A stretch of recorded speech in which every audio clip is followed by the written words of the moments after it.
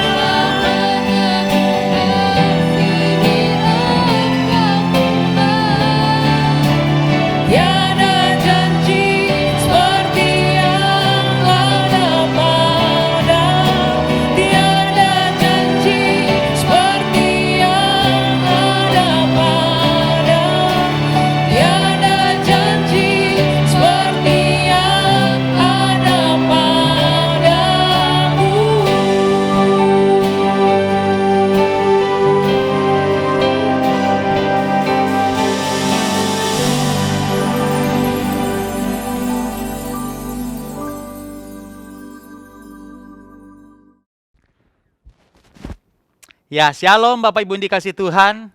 Apa kabar? Saya berdoa, sungguh-sungguh berdoa supaya kita semua keluarga besar Rock Balikpapan dan tentu saja semua saudara yang mengikuti ibadah ini dalam keadaan baik-baik, sehat, tubuh kita, jiwa kita sehat, ada ketenangan yang hebat. Amin ya. Roh kita juga sehat-sehat semuanya. Karena dalam masa seperti ini, ada banyak kesempatan yang luar biasa untuk membuat roh kita tambah sehat.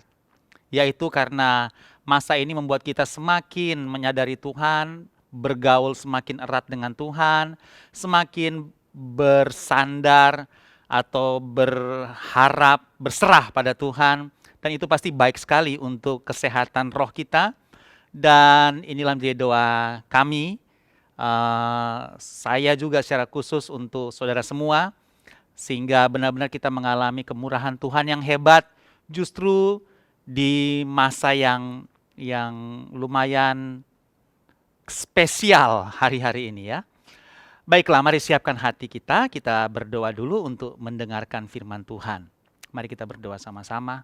Terima kasih Tuhan, kami bersyukur dan hamba-Mu berdoa biarlah di atas semua yang sudah hamba persiapkan, Engkau yang berbicara kepada kami, Engkau yang memberikan kami pewahyuan, lebih dari semua keterbatasan hamba-Mu menyampaikan isi hati-Mu, tapi pakai hamba-Mu Tuhan lewat waktu yang singkat ini untuk menyampaikan isi hati-Mu, sehingga kami menangkap kehendak Tuhan untuk kehidupan kami selanjutnya. Terima kasih Tuhan, kami bersyukur dalam nama Tuhan Yesus, kami buka hati kami kepadamu. Amin. Baiklah, mari sama-sama kita buka Yohanes pasal 11 ayat 15. Ayat ini menjadi judul dari pelajaran kita sekarang. Yohanes 11 ayat 15, mari kita baca sama-sama ya, bersuara. 2, 3. Tetapi syukurlah aku tidak hadir pada waktu itu, sebab demikian lebih baik bagimu, supaya kamu dapat belajar percaya. Oke, jadi judul pelajaran kita adalah supaya kamu dapat belajar percaya. Ayat ini disampaikan langsung oleh Tuhan Yesus. Dalam peristiwa apa? Dalam konteks apa? Dalam peristiwa ketika Lazarus sakit yang ada di Betania, saudara dari Maria dan Marta, dan dia meninggal, dan sudah tahu kisahnya, di situ membuat Yesus menangis, dan Lazarus juga akhirnya secara luar biasa dibangkitkan oleh Tuhan. Nah, itulah konteks dari judul pelajaran kita sekarang. Baiklah, kita langsung lihat ayatnya dari Yohanes pasal 11 ayat 1. Yohanes 1:1. Ada seorang yang sedang sakit, namanya Lazarus. Ia tinggal di Betania, kampung Maria dan adiknya Marta. Maria, perhatikan ya, ialah perempuan yang pernah meminyaki kaki Tuhan. Saya highlight di situ untuk menunjukkan bahwa ini adalah keluarga yang memiliki hubungan spesial dengan Tuhan. Oke. Ini adalah keluarga yang mengasihi Tuhan, ini adalah keluarga yang melayani Tuhan, dan bagi Yesus pun ini keluarga yang spesial. Dengan minyak mur dan menyekanya dengan rambutnya. Saya lanjutkan ayat 3. Dan Lazarus yang sakit itu adalah saudara dari Maria yang meminyaki kaki Tuhan itu. Nah, ini penjelasan. Kedua perempuan itu mengirim kabar kepada Yesus. Tuhan, dia yang engkau kasihi sakit. Oke, jadi jelas ya, bahwa ini adalah hubungan yang bukan hubungan biasa. Ini hubungan yang akrab, yang erat. Bahkan ketika Maria dan Marta kirim WA kepada Tuhan Yesus, kirim teks, kirim pesan, kasih tahu bahwa dia yang engkau kasihi. Ada penjelasan di situ bahwa Lazarus itu disayang oleh Tuhan, dikasih oleh Tuhan. Makanya dibilang, Tuhan, Lazarus yang engkau kasihi lagi sakit. Nah, dikabarin gitu ya. ayat 4. Ketika Yesus mendengar kabar itu, ia berkata, penyakit itu tidak akan membawa kematian, tetapi akan menyatakan kemuliaan Allah, sebab oleh penyakit itu anak Allah akan dimuliakan. Yesus memang mengasihi Marta dan kakaknya, yaitu Maria dan Lazarus. Namun setelah didengarnya bahwa Lazarus sakit, nah ini mulai nih ya, Yesus sengaja, katakan sama-sama dengan saya, sengaja tinggal 2 hari lagi di tempat di mana ia berada. Oke. Nah, sampai di sini ada pertanyaan besar, big question. Why? Kenapa Yesus ada kata sengaja tinggal 2 hari lagi di tempat itu? Kalau saja Maria dan Marta sudah kirim pesan, berarti sebenarnya keadaannya sudah serius. Ya. Mungkin bisa dikatakan isoman aja nggak cukup nih. Nah, perlu ada penanganan yang lebih intensif, dan karena waktu itu zamannya tidak secanggih sekarang secara medis, dan Yesus yang dikenal juga sebagai tabib, maka Yesus sebagai tabib ini diharapkan segera datang gitu. Tapi Yesus sengaja nggak langsung respon, nggak langsung datang, dia sengaja tinggal 2 hari. Nggak langsung ke tempatnya orang-orang yang dia kasihi. Saya mendapatkan sebuah pelajaran penting bahwa kalau saja hari-hari ini kita banyak yang tidak hanya terpapar, tapi terinfeksi COVID, dan kita adalah orang-orang yang mengasihi Tuhan, dan kita percaya juga kita dikasihi oleh Tuhan, dalam arti kita adalah orang-orang yang punya hubungan dengan Tuhan, bukan cuma sekedar orang Kristen biasa, yang KTP saja, yang agamawi saja, tapi orang Kristen yang mengasihi Tuhan, yang berusaha melakukan kehendak Tuhan, yang suka bersekutu, mesbah, baca firman, dan berusaha belajar melakukan firman. Ini adalah orang-orang yang bukan sekedar pengikut Kristus, tapi punya hubungan spesial.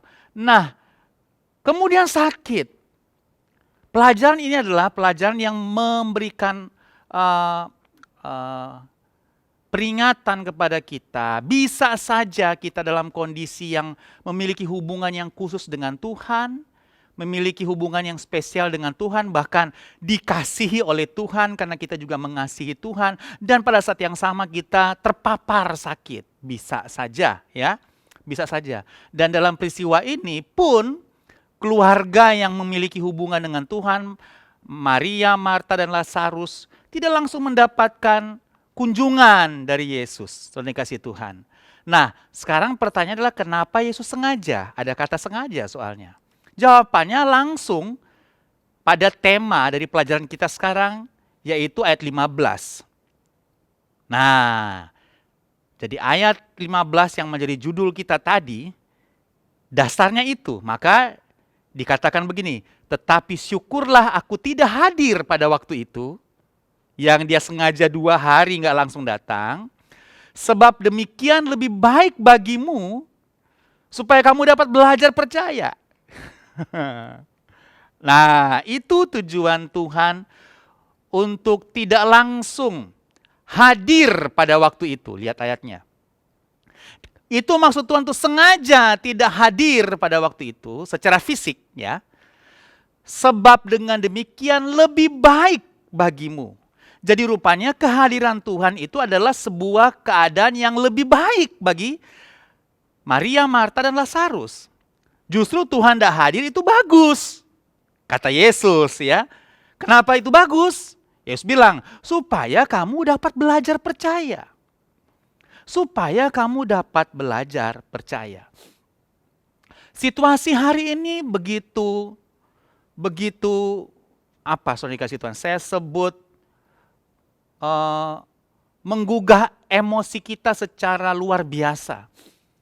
Saya melayani keluarga-keluarga rohani kita yang beberapa waktu terakhir ini kehilangan orang tua mereka di kampung halaman mereka masing-masing.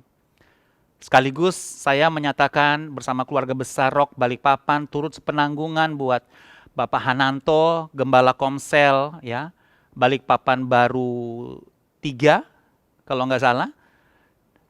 Karena Mama terkasih dipanggil Tuhan di Solo. Beberapa waktu kemudian, minggu lalu, Bapak Edi Setiawan kehilangan mamanya juga. Beliau adalah Pak Edi Gembala Komsel juga. Dari Balikpapan Baru, kakak Balikpapan Baru 1. Pun kehilangan mama terkasih di daerah Kalimantan Tengah, di Sampit atau di tepatnya di kampungnya beliau. Beberapa jam dari Sampit. Dan kenapa saya bilang begitu menggugah emosi kita secara luar biasa? Karena kedua saudara kita ini nggak bisa terbang mengunjungi mama tercinta yang melahirkan mereka, yang membesarkan mereka, sampai mereka bisa menjadi orang yang luar biasa, memiliki keluarga yang diberkati Tuhan, bahkan melayani Tuhan. Dan mereka tidak bisa melihat. Dan hal seperti ini menjadi kayak biasa di musim pandemi ini. Kita kehilangan orang yang kita kasihi dan kita tidak bisa lihat. Tidak bisa lihat. Saya mendapatkan kesaksian yang cukup heroik bagi saya.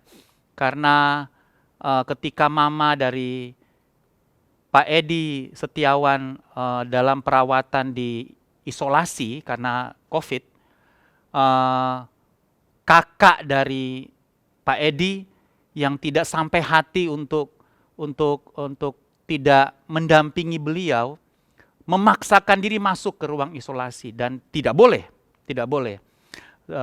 Karena memang pada waktu itu si ibu memang membutuhkan kehadiran anaknya ini secara fisik untuk diberikan support lah. Dan dengan lobby yang panjang akhirnya diizinkan masuk, tapi dengan SOP dalam pengertian ketika masuk sudah dinyatakan positif perlakuannya gitu. Nggak boleh keluar masuk. Jadi kalau sudah masuk ternyata nggak boleh keluar lagi karena sudah dinyatakan dianggap positif gitu. Nah, jadi itu resikonya kalau mau masuk, nggak boleh keluar lagi, katanya begitu. Dan kakak dari Pak Edi masuk dan merawat orang tuanya ini dan sampai 2 hari dan kemudian akhirnya dipanggil Tuhan juga. Dan kemudian saya tanya gimana cecenya, gimana kakaknya, dan puji Tuhan ketika dites ternyata tidak terinfeksi COVID. Walaupun peristiwa ini saya ceritakan bukan sebagai referensi, rekomendasi, tidak boleh saudara kasih Tuhan. Kita harus dengar dokter, kita harus dengar tim medis ya. Kalau memang tidak bisa jangan gitu ya. Karena ada bukannya sekedar kita saja, tapi lingkungan di sekitar kita. Makanya kalau sudah masuk, rupanya tidak boleh keluar lagi. Karena itu memproteksi bukan hanya dia, tapi orang-orang yang dia akan ketemu dan seterusnya. Karena menghambat penyebaran. Situasi yang mengharu biru, yang sangat memprihatinkan. Kami juga keluarga besar Rock Balikpapan tentunya menyatakan turut sepenanggungan buat Pak Edi, Bu Rike, dan beberapa waktu yang lalu sudah dilakukan inisiatif ibadah penghiburan oleh Komsel dari keluarga rohani Pak Edi. Dan itu yang saya maksud, bahwa keadaan hari ini menjadi keadaan yang sangat menggugah emosi kita secara luar biasa. Tapi pelajaran kita hari ini mengingatkan kita bahwa kita sudah mengalami situasi yang begitu hebat. Sebaiknya, seharusnya kita juga mendapatkan pada saat yang sama kesempatan untuk dapat belajar percaya. Gitu ya. Sekalipun dalam situasi yang saya bilang tadi, di masa seperti ini tidak biasa karena tidak boleh didatangi, tidak boleh dikunjungin, tidak boleh didatangin dan tidak boleh dikunjungin. Yesus waktu itu tidak datang bukan karena nggak boleh secara medis, Yesus nggak datang karena dia sengaja. Rupanya ada unsur didikan Tuhan waktu itu. Jadi dalam pelajaran kita sekarang, Yesus sengaja tidak hadir pada waktu itu, lihat ayatnya, sebab ada unsur didikan dari Tuhan kepada Maria, Marta, dan Lazarus. Supaya mereka dapat belajar percaya. Dapat belajar percaya dengan hadir atau tidak hadirnya Yesus secara fisik. Demikian pula kita sekarang supaya dapat belajar percaya dengan hadir atau tidak hadirnya orang-orang yang mungkin kita harapkan untuk hadir. Untuk mendoakan, untuk tumpang tangan, untuk oles minyak kepada kita, hadir secara fisik. Tapi oleh keterbatasan yang harus karena itu prokes COVID, maka tidak bisa hadir, bukan sengaja, memang tidak bisa secara prosedur, nggak bisa. Maka ini menjadi kesempatan, ini baik buat kita. Sekaligus saya bilang kepada keluarga rohani yang sekarang dalam keadaan isoman, sekarang dalam keadaan isolasi mandiri, ketika Anda isolasi mandiri namanya isolasi, diisolasi, nggak boleh ada yang kontak, nggak boleh ada yang datang karena isolasi. Nah gitu kan, nggak sengaja, harus karena itu prosedur. Nah ketika Anda mengalami situasi begitu, hari ini nih Anda di kamar Anda, dan ada banyak kekhawatiran pasti Anda yang mengalami karena kadang-kadang kita mengalami gejala yang kita rasa cukup berat, terus kita tidak boleh ke rumah sakit. Kalaupun ke rumah sakit belum tentu diterima karena penuh rumah sakitnya dan seterusnya. Cuman perawatan lewat medis pun, misalnya begini, kalau kita isoman di rumah, enggak apa-apa sih, yang penting perawat datang, dokter datang sih oke. Ini pun tetap enggak bisa, gitu, dikasih Tuhannya. Kalaupun bisa itu dalam keadaan tertentu, dalam keadaan situasi-situasi khusus, di mana dokter kemudian datang, saya pikir bukan hanya datang, tapi langsung dibawa ke rumah sakit dalam situasi atau tingkat sakit tertentu. Jadi, kalaupun ada atau tidak adanya Yesus, gitu dikasih Tuhan, rasa tidak rasanya Yesus, ini adalah baik buat kita, supaya kita dapat belajar percaya, karena kadang-kadang untuk percaya tidak bisa dirasa-rasa, gitu ya. Sekali lagi ya, kadang-kadang untuk percaya itu tidak bisa dirasa-rasa gitu. Oh saya rasa Tuhan ada, saya rasa Tuhan hadir. Tidak bisa gitu. Namanya iman, kita rasa Tuhan ada, kita tidak rasa Tuhan ada pun, kita harus percaya bahwa Tuhan hadir, Tuhan ada bersama dengan kita. Dan saudara pun sekarang yang mengalami situasi isolasi mandiri di rumah masing-masing, di kamar masing-masing, rasa nggak rasa itu jadi nggak perlu, karena ini bicara iman. Dan ini baik buat kita, isolasi mandiri baik bagimu, saya kutip nih ayat, supaya kamu dapat belajar percaya. Tapi tentu saja firman Tuhan ini tidak hanya untuk mereka yang isoman. Untuk kita semua, dalam keadaan apapun, situasi apapun, ketika kita mau Tuhan hadir, Tuhan menyatakan dirinya, dan ketika kita kok rasa Tuhan tidak hadir, keadaan seperti nggak berubah, mungkin Tuhan bisa berkata begini dengan tersenyum. Itu baik bagimu, atau lebih tepat, lebih baik bagimu, supaya kamu dapat belajar percaya. Mari saudara dikasih Tuhan, saya mengajak kepada kita, hari-hari ini dalam situasi kita mungkin merasa perlu Tuhan yang sangat urgent, perlu merasakan hadirat Tuhan yang membuat, yang saudara butuhkan, membuat saudara rasa aman, saudara merasa feel good, merasa enak, merasa damai, dan ternyata saudara tidak rasakan itu. Saudara, mari kita belajar percaya. Ini kesempatan untuk belajar percaya. Katakan sama-sama dengan saya, belajar percaya. Mari, Yesus bilang, kalau kasus ini Yesus sengaja loh dikasih Tuhan. Ini kalau sengaja gini di musim sekarang ketahuan, pasti kepahitan saudara ya. Sudah tahu keadaannya serius, malah sengaja nggak datang lagi. Padahal boleh datang gitu ya. Itu pasti ada sakit hati saudara dikasih Tuhan bagi orang yang tidak bertumbuh ya. Tapi bagi orang yang mau belajar untuk bertumbuh, belajar menjadi dewasa, saudara dikasih Tuhan sesuai dengan tema kita bulan ini, maka ini, situasi ini, saya kutip nih sekali lagi, menjadi lebih baik buat kita supaya kita dapat belajar percaya. Situasi ini, situasi pandemi ini, situasi yang memprihatinkan ini secara kesehatan dan ekonomi, ini lebih baik buat kita supaya kita dapat belajar percaya.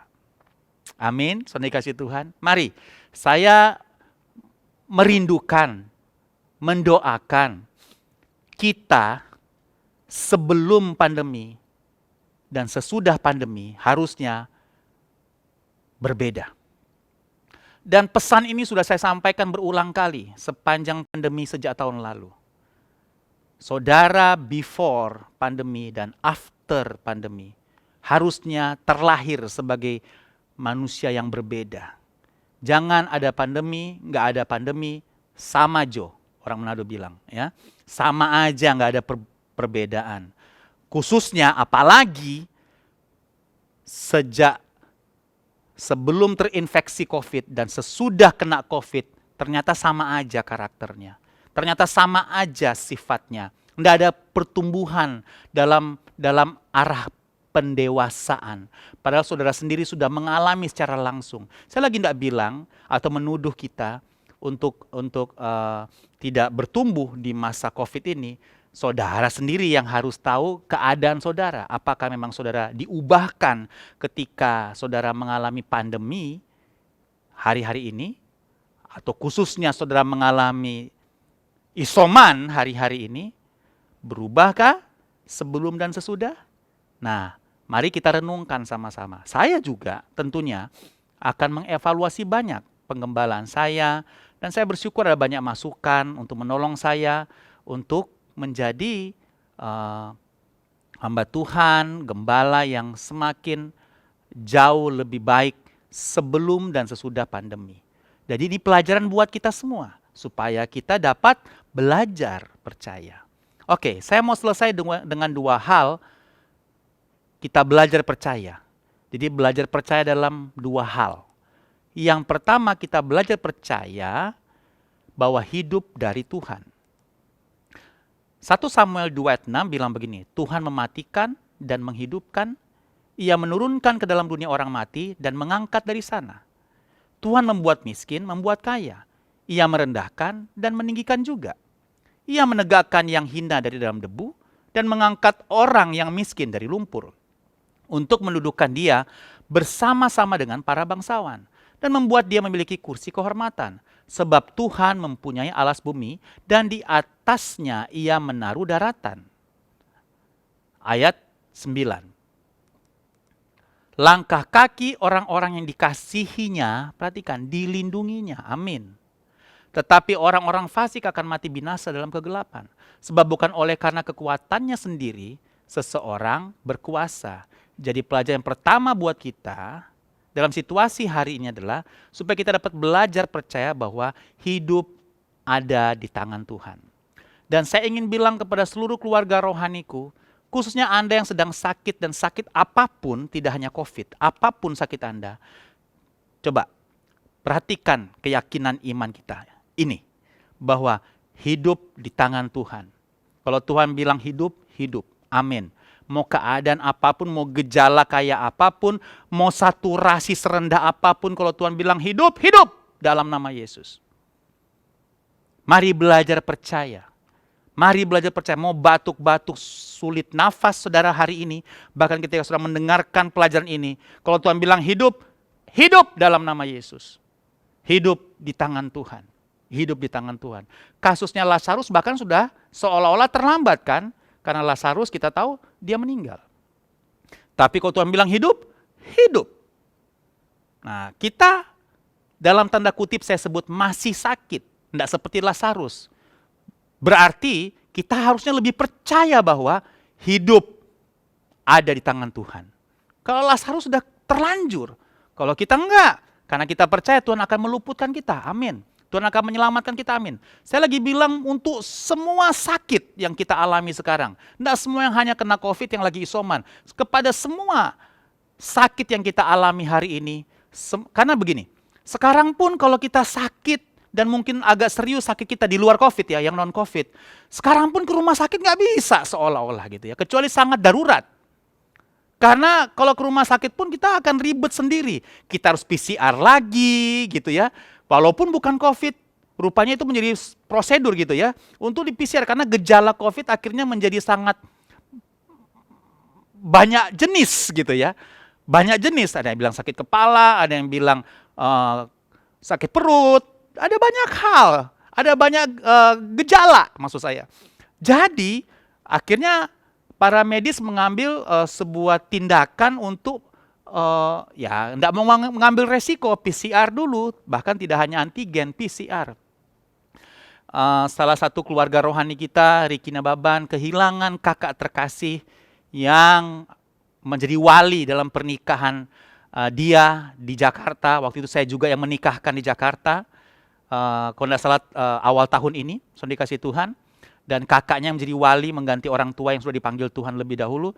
Kakaknya berapa hari yang lalu meninggal. Non-COVID ya. Ada sakit komorbid. Dan beliau meninggal. Dan ketika beliau meninggal, saya datang karena non-COVID di rumah duka. Dan saya mendapat cerita bagaimana istri dari almarhum ceritakan betapa sulitnya yang non-COVID ini harus ke rumah sakit, tidak hanya untuk mendapat kamar, sudah tahulah situasinya, sudah tahu situasinya. Nah maksud saya, sudah dikasih Tuhan, ini keadaan yang sudah di luar kendali kita. Dokter tidak bisa kita tuduh, rumah sakit tidak bisa kita marah, kita harus mengerti situasinya memang ini luar biasa. Semuanya serba hands up. Nggak bisa lagi pakai koneksi-koneksi. Saya punya teman dokter, saya punya teman. Nggak bisa, kalau emang nggak ada kamar, nggak ada kamar. Mau ngapain lagi gitu, sudah dikasih Tuhan. Nah dalam situasi ini adalah baik buat kita, kalau saya bisa katakan itu ya. Untuk kita dapat belajar percaya bahwa kalau hitungan manusia harus ke rumah sakit, hitungan manusia harus ketemu ini. Tapi kalau Tuhan bilang hidup, hidup. Sudah, itu aja. Itu. Punya keyakinan itu, sudah dikasih Tuhan ya. Karena kita mengalami keterbatasan. Beberapa saudara kita yang non-COVID punya penyakit yang harus dicek rutin dan penyakit yang cukup serius, akhirnya tidak bisa check up serutin di luar masa pandemi. Waktu di luar pandemi, check up-nya bisa rutin. Sekarang tidak bisa. Tidak bisa check up rutin, sudah dikasih Tuhan. Ya mungkin untuk hal-hal tertentu masih bisa. Tapi kalau sudah melibatkan tindakan-tindakan medis tertentu sudah sangat terbatas ya, bukan cuma sekedar check up, bahkan ada tindakan-tindakan yang harus dilakukan secara rutin misalnya karena sakit-sakit yang spesial. Saya dikasih Tuhan nggak bisa dilakukan lagi seperti zaman non-COVID, non-pandemi, saya dikasih Tuhan.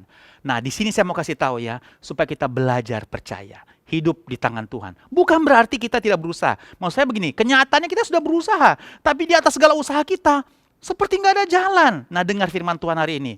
Hidup di tangan Tuhan. Amin. Terus usahakan, karena kita bertanggung jawab dengan kesehatan Tuhan berikan. Tapi kalaupun dalam segala usaha kita mengalami keterbatasan, karena rumah sakit terbatas, semuanya serba terbatas, pandang Tuhan karena hidup ada di tangan Tuhan. Percaya Tuhan, dokter di atas segala dokter, yang sanggup bisa menangani Anda langsung. Anda rasa dan Anda tidak rasa, tidak penting. Yang penting Anda percaya, Anda beriman. Itu yang pertama, hidup di tangan Tuhan. Yang kedua, yang terakhir adalah kita belajar percaya apa? Bahwa ada tujuan Tuhan untuk hidup yang Dia berikan. Ya, ayat 4, Yohanes 11 dalam pembacaan kita. Ketika Yesus mendengar kabar itu, Ia berkata, penyakit itu tidak akan membawa kematian, tetapi akan menyatakan kemuliaan Allah, sebab oleh penyakit itu anak Allah akan dimuliakan. Yesus memang mengasihi Marta dan kakaknya dan Lazarus. Yesus ada kata bilang, memang mengasihi. Namun setelah didengarnya bahwa Lazarus sakit, ia sengaja. Yesus memang mengasihi, tapi dia sengaja. Nah itu pendeknya begitu tuh ayat. Memang Yesus sayang sama Lazarus, Marta dan Maria, tapi ketika dia dengar Lazarus sakit, dia sengaja tinggal 2 hari lagi tempat itu di mana ia berada. Dia ada langsung responin gitu, sudah dikasih Tuhan. Nah, artinya apa, sudah dikasih Tuhan? Kita belajar bahwa ada tujuan Tuhan. Tuhan bukan sengaja tanpa tujuan, kan gitu. Bukan karena dia nggak ada kerjaan terus nanti aja lah. Pasti ada tujuan, dan tujuannya kita sudah baca kata tadi kan, supaya kamu dapat belajar percaya. Jadi selalu ada tujuan Tuhan dalam segala situasi yang kita alami. Makanya saya berani untuk menyampaikan quote ini dari saya ya, quote by HK gitu ya. Mengerti mujizat saja tidak cukup. Kita harus mengerti tujuan mujizat yang Tuhan berikan. Tidak hanya cukup mengerti mujizat, percaya mujizat, yakin mujizat. Saya percaya Tuhan akan berikan mujizat. Yes, itu perlu. Namanya juga belajar percaya. Oke? Tapi tidak hanya berhenti di situ. Saya mau bilang buat saudara, kita percaya Tuhan sanggup. Amin. Kita percaya bagi Tuhan ada yang mustahil. Amin. Tapi saya mau ingatkan buat kita bahwa kita juga harus belajar untuk mengerti tujuan mujizat. Jadi kalau Anda percaya, saya lagi isoman dan saya percaya Tuhan akan sembuhkan saya bergejala berat tapi saya percaya hidup di tangan Tuhan, dan saya percaya saya akan disembuhkan, diberikan kehidupan. Oh ya, amin. Saudara harus lakukan itu. Tapi saya mau ingatkan, saudara juga harus perlu tahu tujuan Tuhan memberikan kehidupan, memberikan kesembuhan, memberikan pemulihan. Saudara harus mengerti tujuan Tuhan. Oke, kembali pada konteks ini. Apa tujuan Tuhan kepada Lazarus? Bahkan sampai dia sengaja untuk tidak hadir. Seolah-olah, ini omongan-omongan saya sih. Seolah-olah Tuhan sengaja untuk membuat Lazarus mati dulu deh. Nah, seolah-olah begitu kan?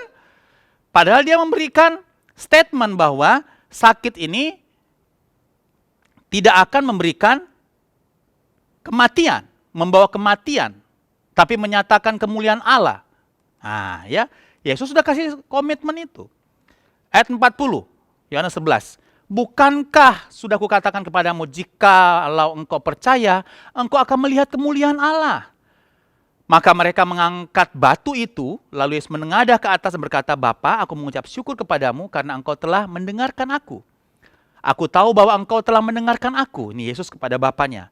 Tetapi oleh karena orang banyak yang berdiri di sini mengelilingi aku, kata Yesus kepada Bapanya, ini ada banyak orang yang lihat nih, aku mengatakan supaya mereka percaya bahwa engkaulah yang telah mengutus aku. Jadi apa tujuan Tuhan dalam konteks Lazarus ini? Apa yang dimaksud dengan kamu akan melihat kemuliaan Allah? Apa yang Yesus maksud dengan begini? Bahwa penyakit yang dialami Lazarus untuk menyatakan kemuliaan Allah. Apakah Yesus berbohong berkata tidak membawa kematian? Kenyataannya mati. Saya dikasih Tuhan. Kita percaya Yesus tidak berbohong.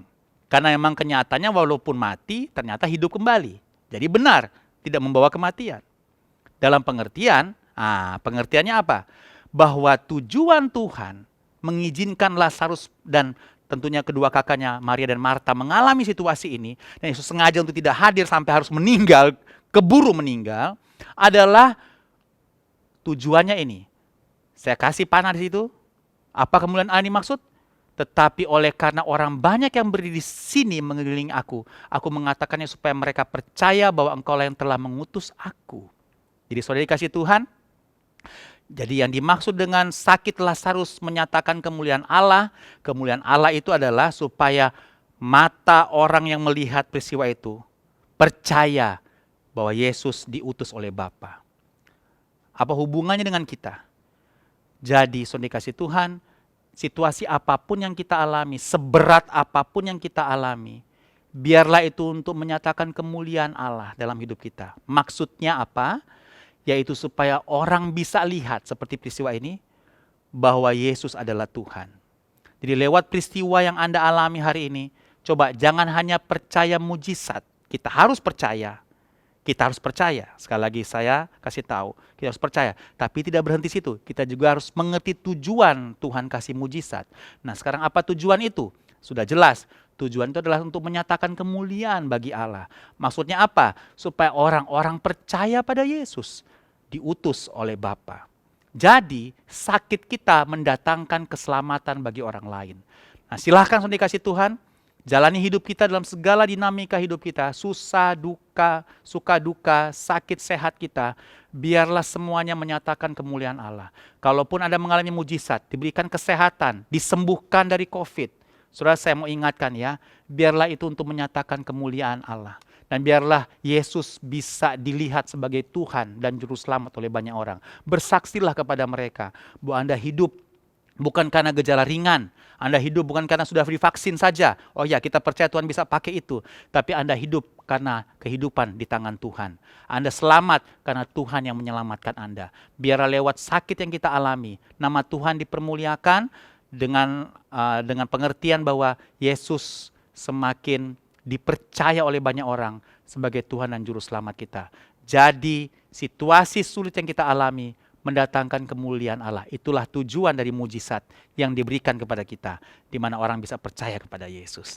Haleluya. Saya berdoa saudara dikasih Tuhan, kita benar-benar mengalami pengalaman yang spesial bersama Tuhan lewat situasi sulit hari-hari ini.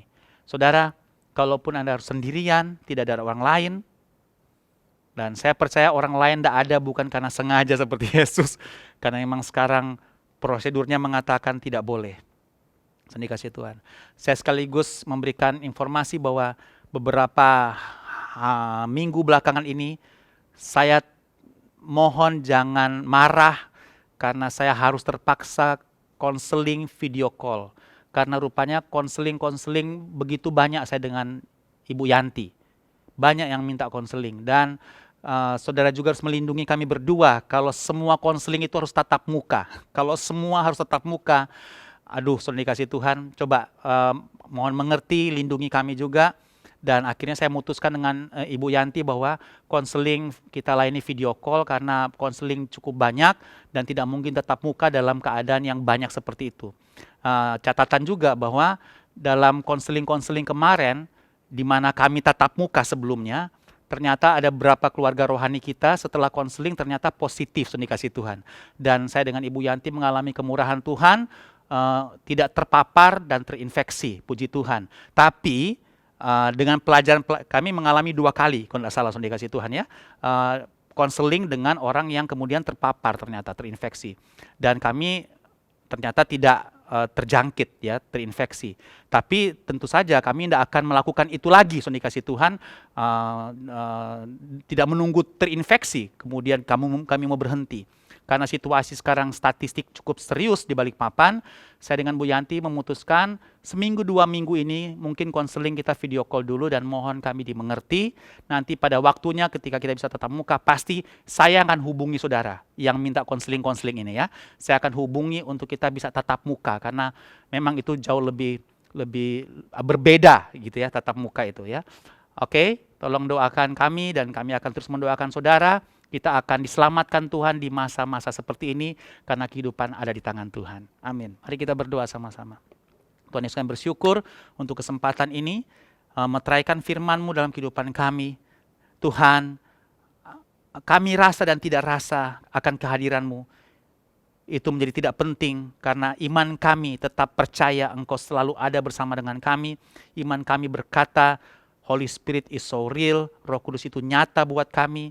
Sehingga kami percaya Tuhan, Engkau selalu hadir dengan kami. Dengan demikian, keadaan hari-hari ini menjadi baik buat kami, untuk kami belajar percaya langsung kepadamu Tuhan. Karena memang kami harus menjalani semuanya sendirian, khususnya beberapa teman yang sedang isoman. Tuhan, dengan demikian mereka belajar percaya kepada Tuhan. Dan itu menjadi baik buat mereka. Karena setelah peristiwa mereka sakit ini, mereka pasti berbeda, menjadi manusia yang baru, melewati pandemi dan melewati sakit mereka. Aku berdoa Tuhan, kami akan melewati semua yang dalam pertolongan Tuhan, kami akan sehat, kami akan hidup dalam kemurahan Tuhan, tapi ketika kami melewati semuanya, kami menjadi manusia baru. Kami berbeda sebelum pandemi, amin. Kami menjadi manusia yang baru setelah pandemi. Karena kami belajar banyak di masa pandemi. Dan itu baik buat kami Tuhan. Lebih baik buat kami. Karena kami mengalami percepatan kedewasaan rohani. Justru di masa yang sangat ekstrim ini. Sangat spesial ini. Extraordinary ini Tuhan. Kami mengalami keuntungan banyak. Karena kami didewasakan dengan respon-respon kami yang benar, yang tepat Tuhan. Kami tidak mau Tuhan dirugikan hanya karena mengalami situasi sulit dan tidak merubah hidup kami. Kami berjanji Tuhan, kami mau berubah dalam kemurahan Tuhan karena kami mengalami situasi yang sangat spesial. Maka kami akan bertumbuh secara spesial di mata Tuhan. Terima kasih Tuhan, dan aku berdoa sekali lagi bagi saudaraku yang sedang isoman atau sakit apapun yang non-COVID, sembuh oleh kuasa darah Yesus dan oleh bilur-bilur Tuhan Yesus. Tuhan, di dalam kuasa nama Yesus, aku menyatakan kesembuhan terjadi, speedy recovery terjadi, kesehatan, kesembuhan secara cepat terjadi dalam nama Yesus. Bapa, terima kasih, kami bersyukur untuk firman-Mu dalam nama Yesus. Amin. Amin. Puji Tuhan. Haleluya. Puji Tuhan, kita akan masuk dalam perjamuan kudus pada pagi hari ini. Mari Bapak Ibu, siapkan roti dan anggur di rumah. Mari kita berdoa untuk perjamuan kudus. Bapak, kami ucap syukur pada pagi hari ini untuk firman-Mu yang sudah kami dengar. Kami mau lebih belajar percaya lagi, sungguh-sungguh percaya bahwa Tuhan Yesus sangat mengasihi kami. Terima kasih, Dan kami akan masuk dalam perjamuan kudus, menyatu dengan tubuh dan darah-Mu. Roti dan anggur dikuduskan. Kami hamba-hamba-Mu, kami umat-Mu, kami gereja-Mu, layak untuk bersekutu dengan tubuh dan darah-Mu. Dalam nama Tuhan Yesus Kristus, kami sambut perjamuan kudus pada pagi hari ini. Haleluya. Amin, amin, amin. Sekarang mari sama-sama kita angkat roti di tangan kanan kita dan dengarkanlah firman Tuhan. Pada malam, waktu Yesus diserahkan, dia mengambil roti, mengucap syukur, memecah-mecahkannya dan berkata, inilah tubuhku yang diserahkan bagi kamu. Perbuatlah ini menjadi peringatan akan aku. Gereja Tuhan, bukankah roti yang kita angkat tinggi ini adalah persekutuan kita yang mahal dengan tubuh dari Tuhan Yesus Kristus, amin. Mari makan dengan percaya, dengan iman. Dalam nama Tuhan Yesus Kristus, haleluya.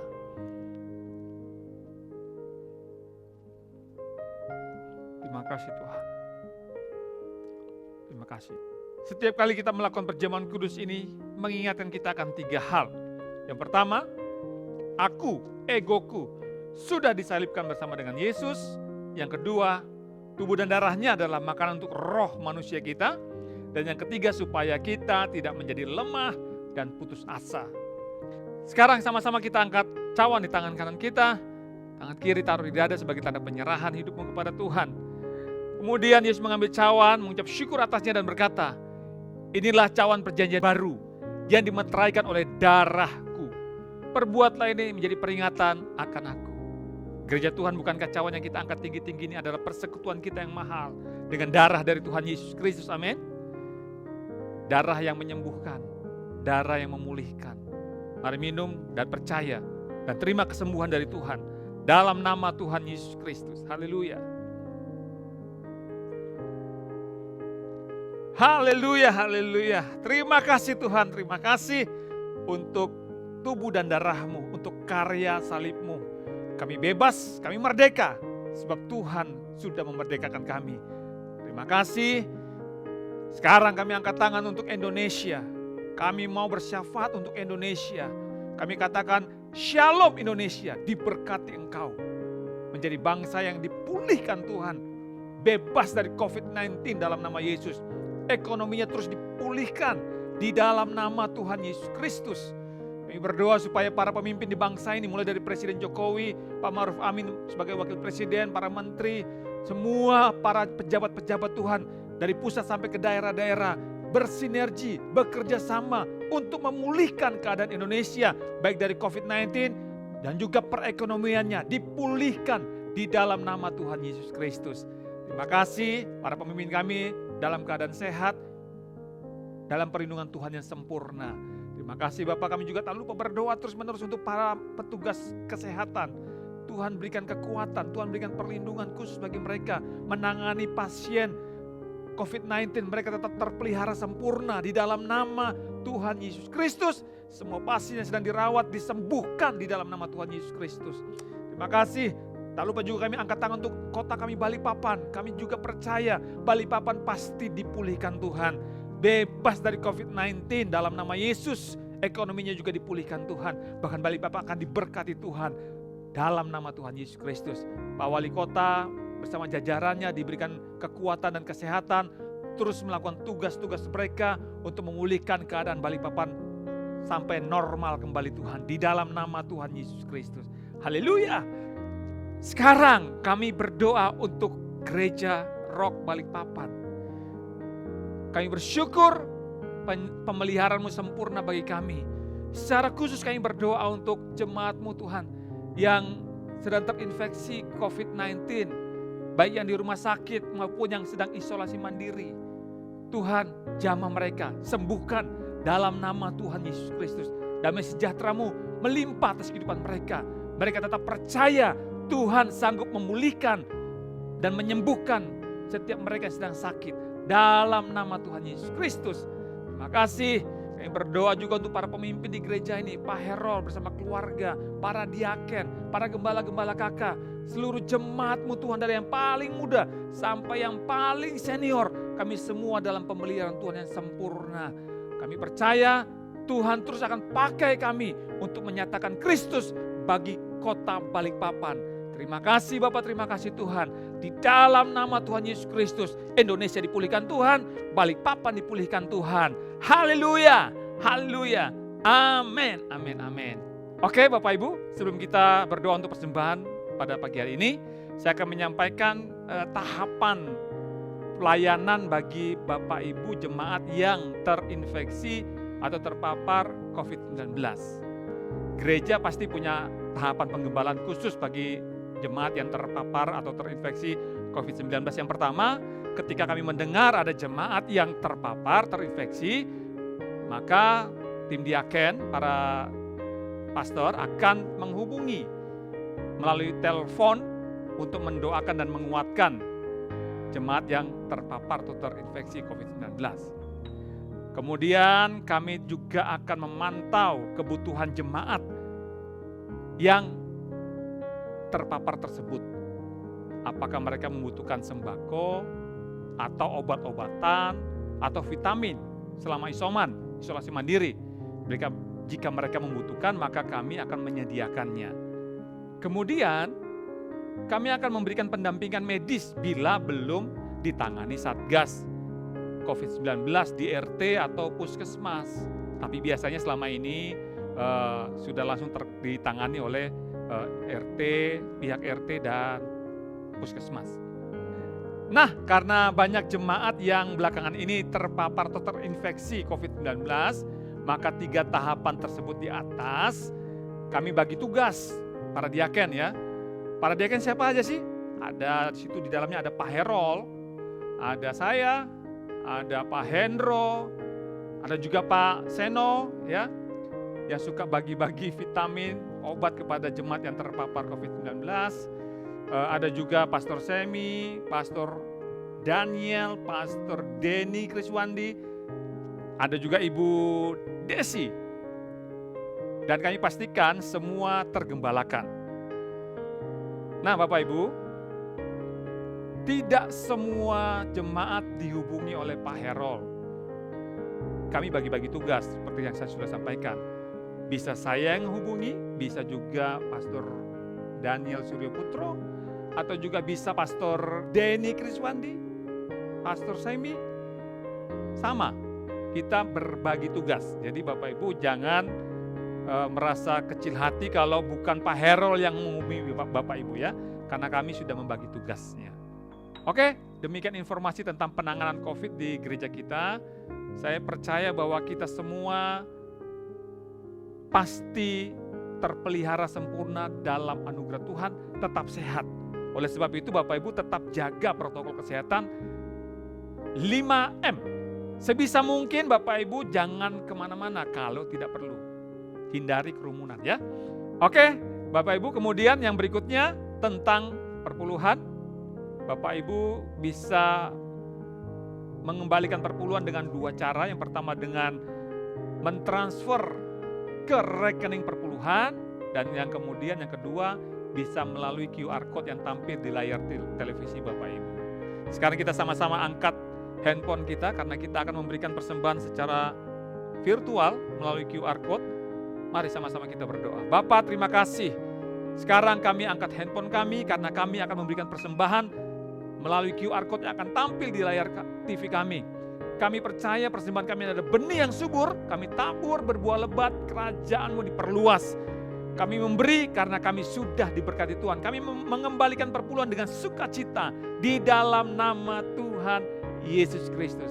Haleluya. Sekarang Bapak Ibu, mari sama-sama angkat tangan dan terimalah berkat Tuhan.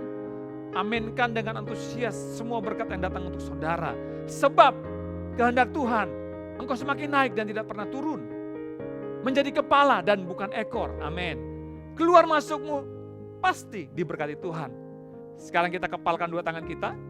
Sama-sama 3 kali kita ucapkan dengan mulut kita yang sudah diurapi Tuhan. Apa saja yang saya buat dengan tangan saya ini pasti berhasil, sehat dan beruntung. Apa saja yang saya buat dengan tangan saya ini pasti berhasil, sehat dan beruntung. Sekali lagi sama-sama katakan, apa saja yang saya buat dengan tangan saya ini pasti berhasil, sehat dan beruntung. Sekarang para imam, para suami, tupang tangan untuk istri dan anakmu di rumah. Terimalah berkat dari sorga. Tuhan memberkati dan melindungi engkau. Tuhan menyinari engkau dengan wajah-Nya, memberikan kasih karunia. Bahkan Dia menghadapkan wajah-Nya kepadamu, memberikan damai sejahtera, sukacita, bahkan berlimpah-limpah dalam pengharapan, mulai hari ini sampai selama-lamanya. Dalam nama Tuhan Yesus Kristus. Haleluya. Amin, amin, amin, amin. Ingat Bapak Ibu, tetap protokol kesehatan. Tuhan Yesus memberkati kita semua.